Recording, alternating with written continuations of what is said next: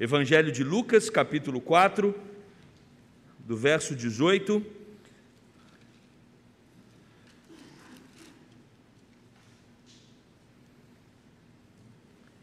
até o verso 21, diz assim a palavra do nosso Deus: O Espírito do Senhor está sobre mim, pelo que me ungiu para evangelizar os pobres. Enviou-me para proclamar libertação aos cativos e restauração da vista aos cegos, para pôr em liberdade os oprimidos e apregoar o ano aceitável do Senhor. Tendo fechado o livro, devolveu-o ao assistente e sentou-se. E todos na sinagoga tinham os olhos fitos nele. Então passou Jesus a dizer-lhes: Hoje se cumpriu a escritura que acabais de ouvir. Oremos. Querido Deus, obrigado, porque na Tua casa nós temos a oportunidade de ouvir a Tua voz. Fala-nos através da Tua palavra. Essa é a nossa oração, no nome de Jesus. Amém. Comunicação é uma arte.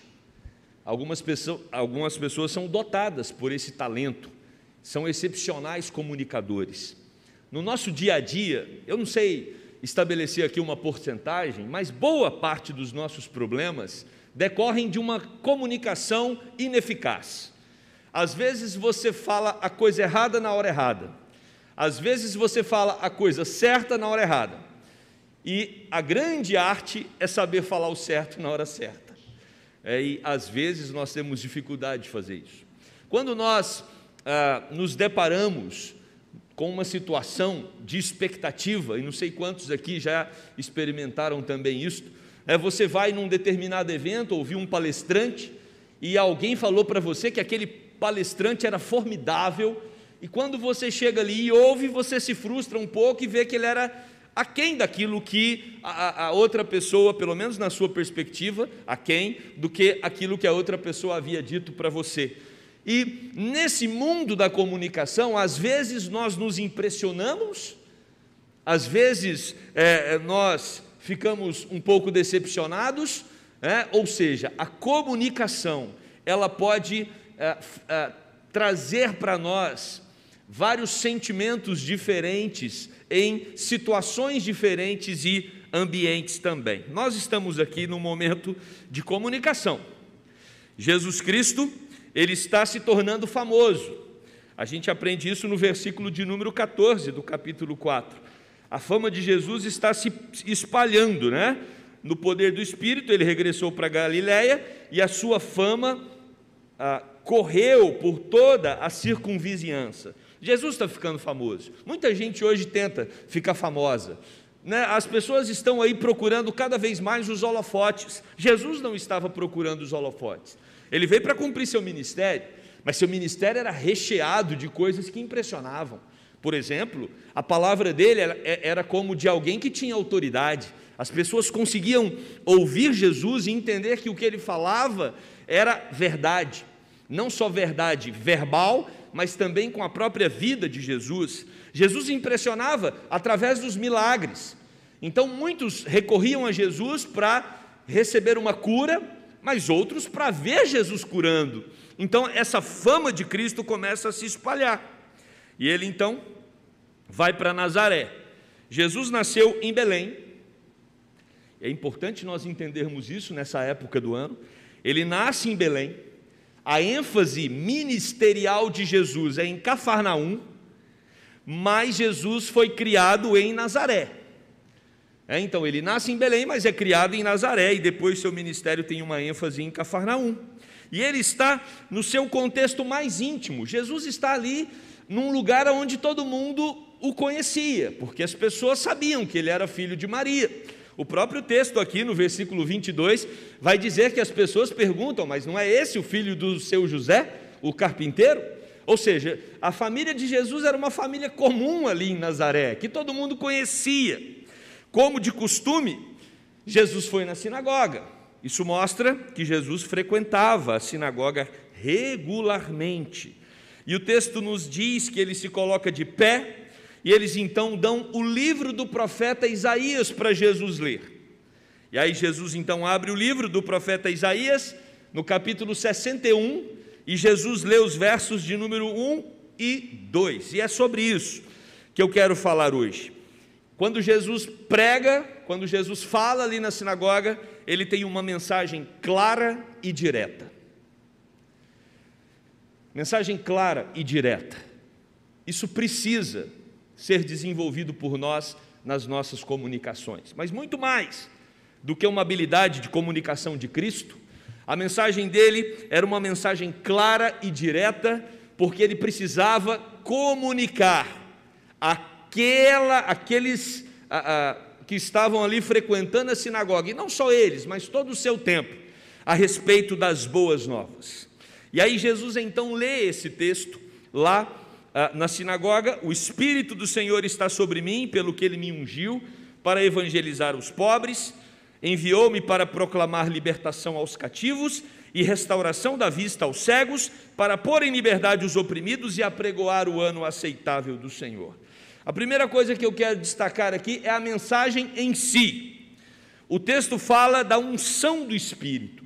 O Espírito foi derramado sobre Jesus. Nós temos isso muito claro e narrado, descrito ali nos Evangelhos, quando o Espírito vem em forma de uma pomba, né, e ele repousa ali sobre Jesus, ungindo Jesus, para que Jesus tenha condições de suportar todos os desafios que ele teria ali adiante. O Espírito o ungiu, e o ungiu para um propósito. A mensagem de Jesus, ela é clara, ela é direta, porque ela tem um propósito.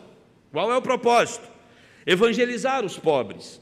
Quando nós olhamos lá em Mateus capítulo 5, verso 3, Jesus também vai falar sobre os pobres, bem-aventurados os pobres de espírito. A ideia de pobres aqui é a mesma ideia lá do Sermão do Monte, quando fala pobres de espírito. Não é uma pobreza que se restringe à questão financeira. Essa é uma pobreza que vai além dos recursos que uma pessoa tem. Essa é uma pobreza que ela pode estar também nos palácios. Essa é uma pobreza que pode estar nas mansões.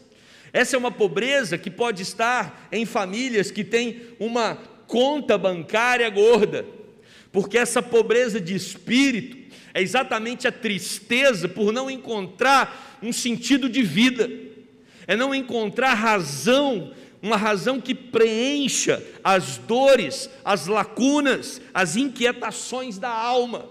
Essa é a pobreza que Jesus fala no Sermão do Monte, e também aqui Jesus repete o texto do profeta Isaías para ressaltar a respeito dessa característica.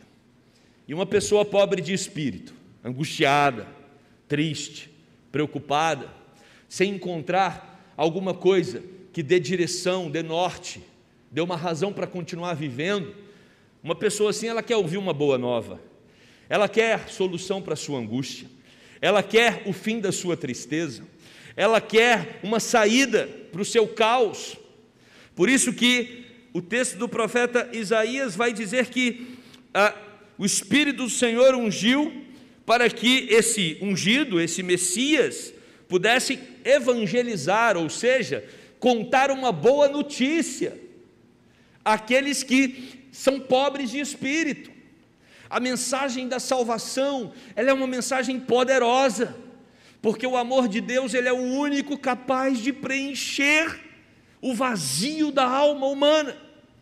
E quando nós pensamos na verdade que renova, quando nós pensamos no Natal, nós estamos tratando daquele que veio evangelizar os pobres, tanto financeiramente, mas como já foi explicado aqui, isso também pode se explanar ou ampliar para toda essa fome, toda essa necessidade, essa carência básica do ser humano. O aflito e o abatido, que treme diante da palavra de Deus, aquele indivíduo que está com sede da palavra de Deus, essa é a ideia aqui de pobre. Os pobres são os de coração quebrantado, Isaías 62:1 vai mostrar isso. O Messias é aquele que restaura as almas feridas, as almas partidas. A maior ferida que pode ter numa alma é o rompimento com o Pai Celestial, É por isso que nós às vezes ficamos, no passado, né, não nós que já cremos em Cristo, mas as pessoas, elas ficam angustiadas, porque elas não conseguem nutrir os seus corações de um alimento que só o Pai pode nos nutrir, de uma vida que só Deus pode nos dar, só Ele, porque Ele é o Criador. Então, essa é a maior ferida, é a impossibilidade do relacionamento com o Pai. E a mensagem, o Evangelho, as boas novas Deus, através do seu Filho Jesus Cristo, abriu o caminho para que tivéssemos acesso à sua presença. Jesus é a boa notícia para todos os machucados na alma. E talvez você que veio à Casa de Deus hoje, ou está nos acompanhando pela internet, esteja com a sua alma machucada. Natal é um convite para refletir a respeito daquele que veio ao mundo para restaurar a sua alma. Ele é o Verbo, a palavra de Deus, que se fez carne e habitou entre nós para nos restaurar. Mas a mensagem de Jesus, de acordo com o texto do profeta Isaías, também fala de libertação aos cativos. Cativos aqui são os exilados, as pessoas que não têm, ou pelo menos não estão na sua própria pátria, pessoas que foram arrancadas abruptamente, duramente, do seu próprio contexto. Nós sabemos a importância do contexto, nós sabemos a importância da cidade onde nós crescemos, nós sabemos a importância do nosso país, a importância de termos um grupo ali afim de relacionamento. Imagina você ser retirado do seu país, ser colocado numa outra nação, e ali você ter que viver como exilado. E é interessante que uma característica do exilado é que essa outra nação nunca o vê como igual.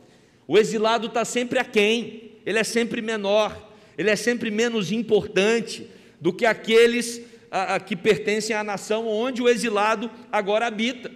Ou seja, é uma situação onde nós nos colocamos de maneira humilhante debaixo da nação. Essa é a ideia de exilados ou de cativos. Israel conhecia bem esse contexto, viveu no Egito por 400 anos, nessa posição de exilados. Quando eles pecavam contra Deus, eles também eram levados para o exílio. Então, nós sabemos que a nação entende essa ideia de ser liberto do cativeiro.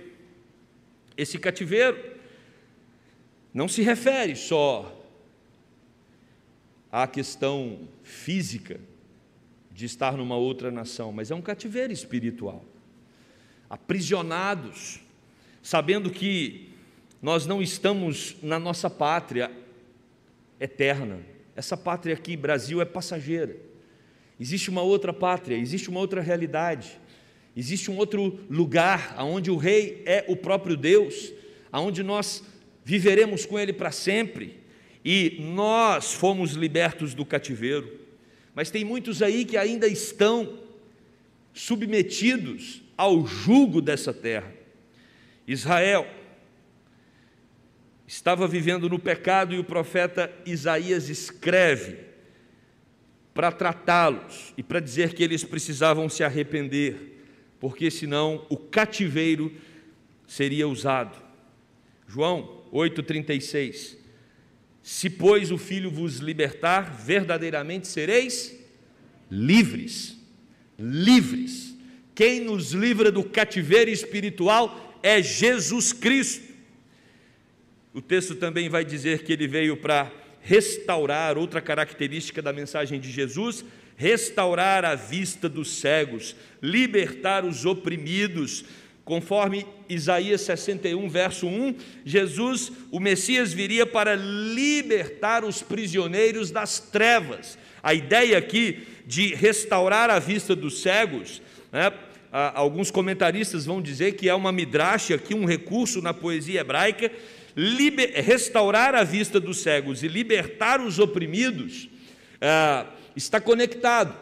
É como se nós estivéssemos no passado presos, sem ter a oportunidade de ver a luz do sol, e aí agora que nós somos livres em Jesus Cristo, nós podemos enxergar as coisas porque o sol ilumina tudo e através dele nós temos condições de perceber tudo o que está ao nosso redor. Então, os aprisionados agora veem a luz, e a palavra do nosso Deus vai falar que Jesus Cristo é a luz do mundo. Sem Jesus, nós viveremos com um significado sempre aquém daquele que o próprio Deus propõe para nós. Mas aí o texto vai dizer que ainda na mensagem de Jesus, esse Messias, lá prometido por Isaías, ele iria anunciar o ano aceitável do Senhor. E precisamos entender isso. O ano aceitável do Senhor era o ano jubileu. Como isso podia ser inserido na nossa cultura brasileira? Mas não vai ser tão fácil. Porque o ano do jubileu, irmãos, era um ano que parava tudo. Mas parava com organização. E também só acontecia de 50 em 50 anos, fica tranquilo. Mas era tudo organizado. Haviam 7 anos, 6 anos Israel trabalhava, depois tinha um ano sabático. Quando completava 7 ciclos de 7 anos, ou seja, 49 anos, tinha o ano do jubileu. Esse ano do jubileu era um ano celebrado. Aliás, a palavra jubileu aqui significa ocasião alegre.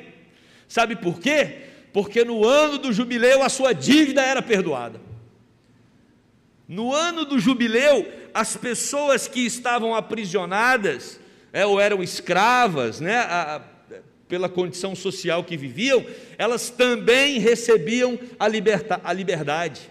Então era um ano esperado por muitos, o ano dos jubileus, o ano do jubileu. E é curioso também, porque a ideia do ano do jubileu é para que uma geração não transfira para outra geração os seus problemas. Ou seja, 50 anos. Então, quem criou problema nos 50 anos e não conseguiu resolver, que a geração seguinte não assuma esses problemas. Então, era um ano de transição muito especial. E aí o texto vai dizer que a vinda do Messias vai ser marcada como o ano do jubileu, o ano aceitável do Senhor, porque é um ano que a trombeta era soada, conforme nos mostra Levíticos, capítulo 25, a trombeta era soada e a liberdade era proclamada em toda a terra. O ano do jubileu era um ano onde a restauração acontecia. Esse era o conteúdo da mensagem de Jesus. Mas Jesus aplica essa mensagem, não fica só na mensagem, Jesus aplica. E quando Jesus aplica a mensagem, ele fala: hoje se cumpriu o que acabais de ouvir. Irmãos, Israel estava com grande expectativa na vinda do Messias. E quando Jesus diz, hoje se cumpriu o que acabais de ouvir, gerou um entusiasmo coletivo na sinagoga. É como se Jesus estivesse dizendo, o Messias chegou. Por quê? Porque esse Messias é aquele que costura os corações. O Messias é aquele que acolhe os exilados. O Messias é aquele que dissipa as trevas. O Messias é aquele que liberta. O Messias é a verdade que renova. Ele nos deu vida, estando nós mortos em nossos delitos e pecados. Nele nós encontramos descanso para a nossa alma, conforme Mateus 11, 29. Todos eles queriam esse Messias, aquele Messias que com a sua luz, a luz do mundo, e quem o segue não andará nas trevas mais. Esse Messias que produz a liberdade, como Paulo escreve aos Gálatas no capítulo 5, verso 1, para a liberdade foi que Cristo nos libertou, permanecei, pois, firmes, e não vos submetais de novo ao jugo da escravidão. O Messias, que está sempre dizendo, eu sou o caminho, a verdade e a vida, ninguém vem ao Pai senão por mim. Então, Jesus aplica, hoje se cumpriu, e todo mundo ali fica animado, fica feliz, porque todos estavam querendo o Messias. Só que aí você tem a reação, quando eles descobrem que Jesus está falando dele mesmo. Eles achavam que Jesus estava falando de um outro Messias. E aí a decepção vem, porque eles percebem que Jesus não está falando de um outro, mas está falando dele mesmo. Eles ficam maravilhados, eles gostam da ideia da chegada do Messias. Quando, porém, Jesus se apresenta como o Messias, eles questionam. Mas não é esse o filho de José? Esse não tem nada de Messias. Esse é um igual a nós. Esse é um que andou aqui entre nós por anos, 30 anos, esteve aqui entre nós. Que conversa maluca é essa? E aí você tem a reação, mensagem, aplicação, reação. A reação não está no texto que lemos, tá? No texto seguinte, que você vai ver que as pessoas questionam, depois as pessoas passam a odiar Jesus, e por último elas desejam matá-lo. A mensagem, a aplicação e a reação. Como nós queremos ouvir pessoas que têm mensagens que fazem cócegas aos nossos ouvidos? Como nós queremos ouvir pessoas que têm uma palavra sempre para elevar o nosso ânimo, a nossa autoestima? Como às vezes até nós que estamos sempre aqui preparando os nossos sermões, precisamos ter cuidado, até mesmo por uma pressão muito grande da nossa geração, com aquilo que a gente vai falar, para não ofender um, para não ofender outro, ainda mais quando o culto é transmitido, e fica gravado. Quanto cuidado nós temos para poder nos comunicar nos dias de hoje. E aqui você tem Jesus comunicando uma mensagem, aplicando essa mensagem e recebendo uma reação terrível, porque eles não queriam aceitar que ele era o Messias. Eles passam a odiá-lo e também desejam eliminar a sua vida. Eu quero concluir esse sermão tratando sobre a comunicação clara, direta, que a gente precisa ter, e acho que essa é a primeira lição. Comunicação clara e direta, sem rodeios, sem muito floreamento. Nós precisamos dizer o que realmente queremos dizer.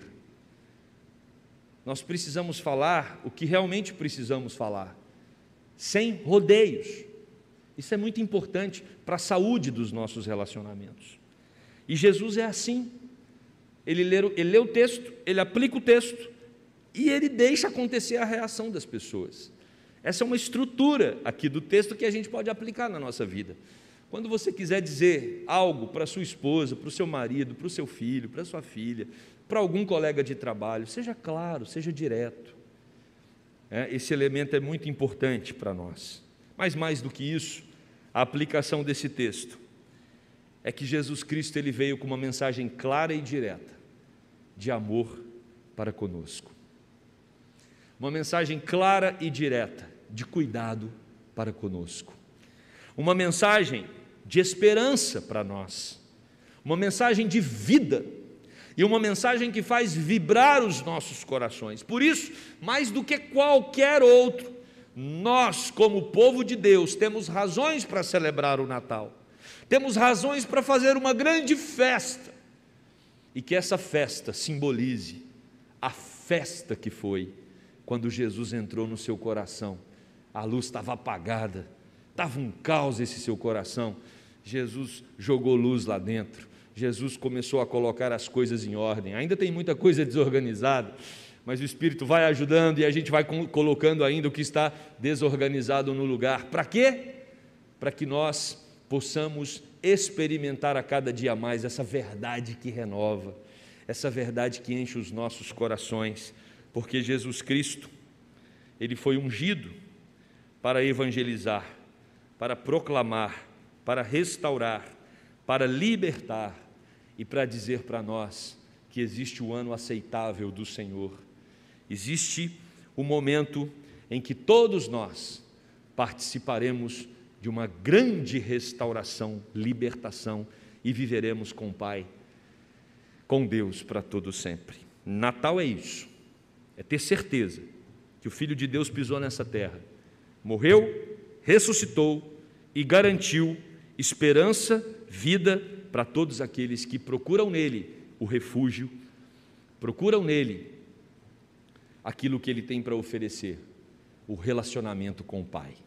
que possamos a cada dia mais buscar Jesus, para vivermos perto de um Pai que tanto nos ama. Nós vamos ouvir o Estevão cantar uma música nesse momento que tem a ver com esse texto, e se você conhece essa música, eu convido você a cantar. Se você não conhece, pensa na letra, porque ela vai falar exatamente sobre isso. O Espírito do Senhor estava sobre Jesus, ungiu Jesus, para que ele pudesse proclamar libertação.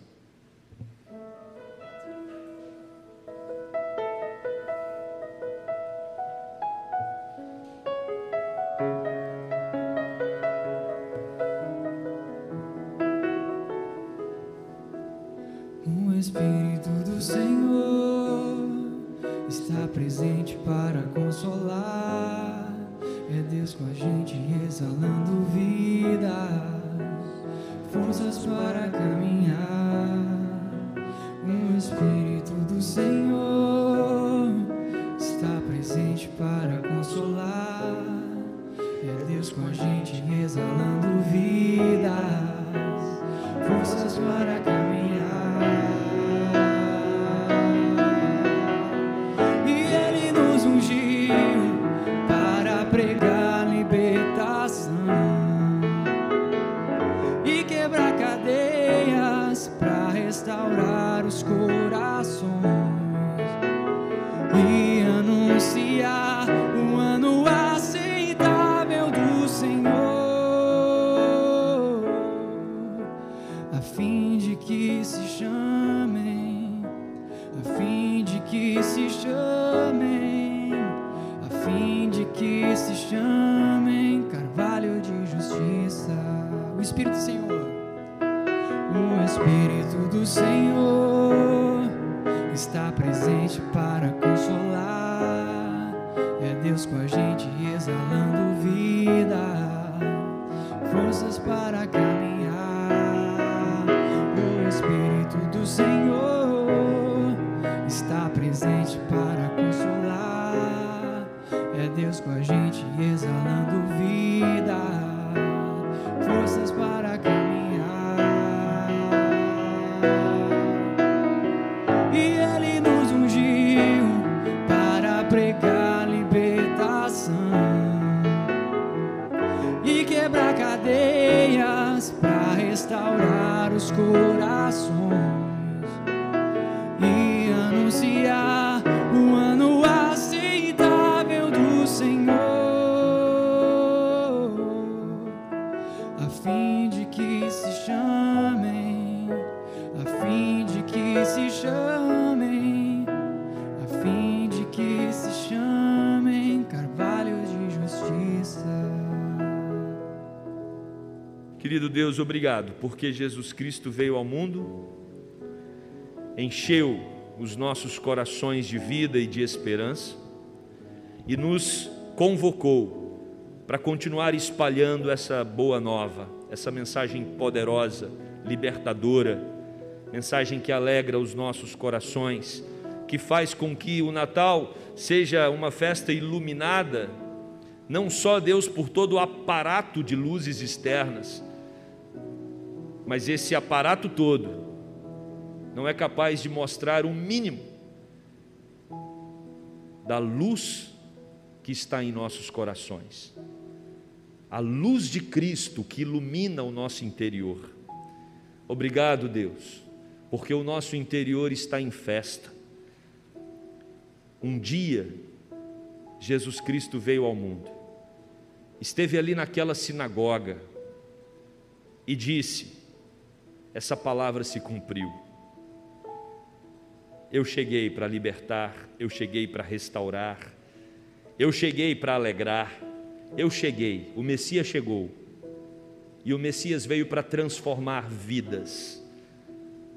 Se você que está nos ouvindo nesta noite ainda não encontrou Jesus, experimente do que Ele tem para te oferecer.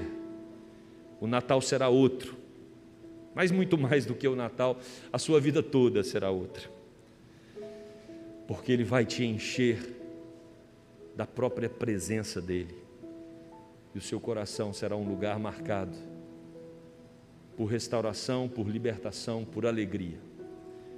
Essa é a promessa de Jesus.